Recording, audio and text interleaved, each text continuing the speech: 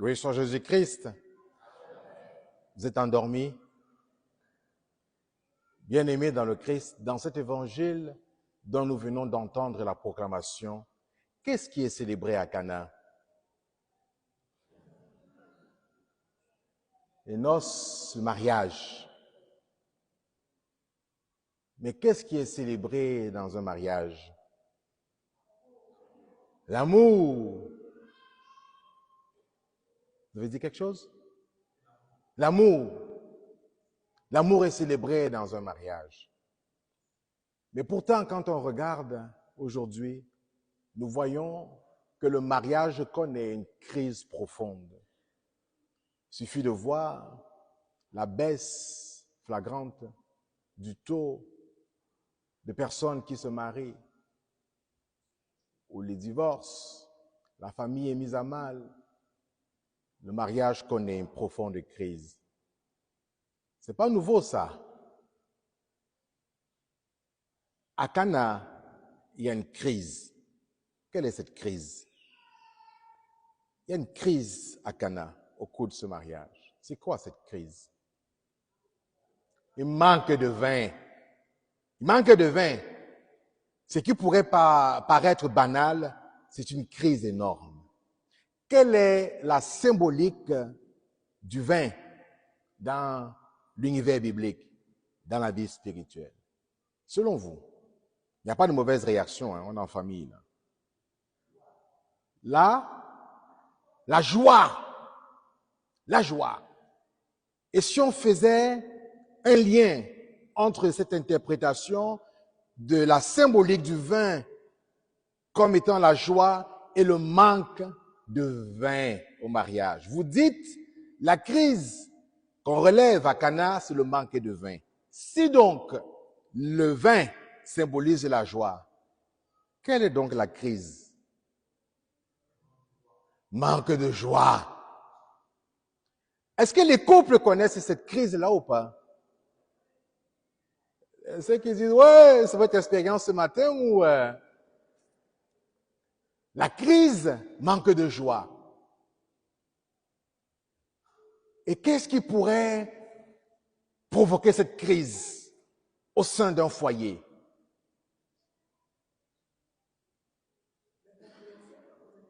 L'incompréhension, la communication, c'est votre expérience qui parle? Yes. L'incompréhension, la communication.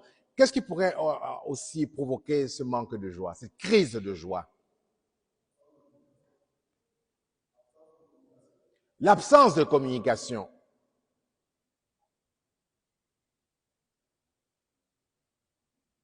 Dans tous vos problèmes là, c'est seulement l'absence de communication.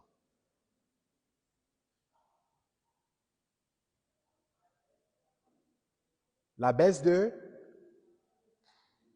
l'amour. L'amour s'éteint, la flamme s'éteint. La baisse de la flamme qui s'éteint.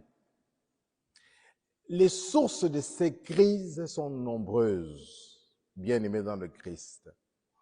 Hein?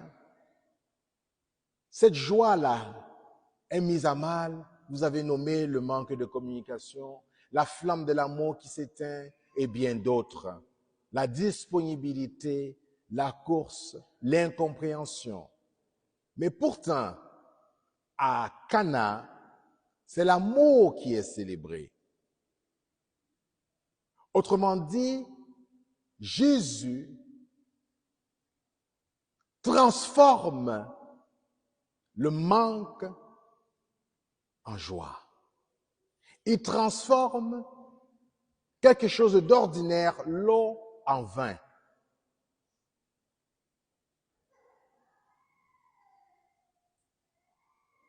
Ça nous dit quoi ça? Que comme époux, comme couple, comme famille, nous devons toujours être tournés vers le Christ. Et c'est très intéressant l'attitude de Marie.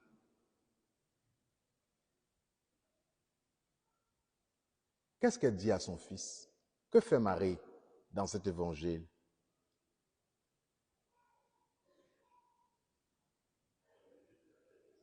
Pardon? Elle demande à Marie de faire, Marie demande à Jésus de faire quelque chose. De faire quoi? C'est ce que Marie a demandé à Jésus. Est-ce que Marie a demandé à Jésus de changer l'eau en vin?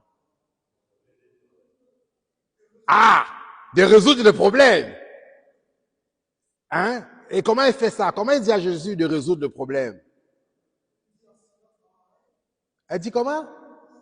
Elle dit en silence dans l'oreille. C'est comme ça que vous parlez à votre femme, en silence dans l'oreille. Est-ce que c'est vraiment ce que Marie fait? C'est écrit dans le texte. Est-ce que Marie parle en silence à Jésus dans l'oreille? Mon fils chéri, ils n'ont plus de vin. C'est ça? Vous êtes un metteur en scène, vous, hein? Marie interpelle. Est-ce que c'est Marie qui trouve la solution? Qu'est-ce qu'elle fait, Marie?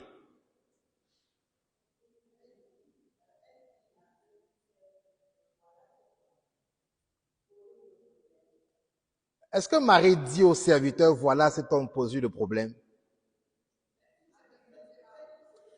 Faites tout ce qu'il vous dira. Marie, avant de leur dire ça, elle intercède d'abord. Ils n'ont plus de vin. La noce là va être plate. Il manque de joie. Elle dit à son fils, Jésus, il manque de joie à cette noce-là, dans ce foyer-là. Il manque de joie. Elle intercède, elle interpelle.